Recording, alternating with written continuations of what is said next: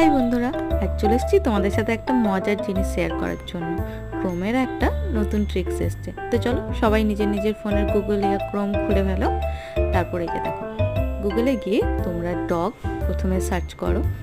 Dog search করার পর দেখবে তোমাদের কাছে এরকম একটা ইন্টারফেস চলে আসবে।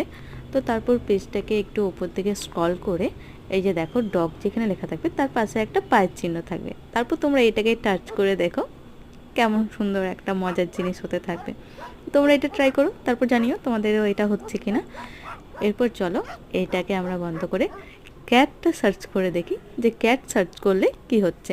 তো চলো এখন ডগটাকে মুছে ফেলে আমরা এখন ক্যাটটা সার্চ করি। তো দেখো প্রথমে তোমরা ওইভাবে ক্যাট সার্চ করে নেবে। তারপর এই যে দেখো ক্যাটের লেখার পাশে একটু ওয়েট করে যাবে, নেটওয়ার্ক প্রবলেম থাকলে প্রথমে পায়ের ছবিটা আসবে না। তারপর এই যে দেখো পায়ের ছবিটা আসার পর এখানে টাচ করা মাত্র আবার এরকম হচ্ছে। তোমাদের ভিডিওটা কেমন লাগলো জানি।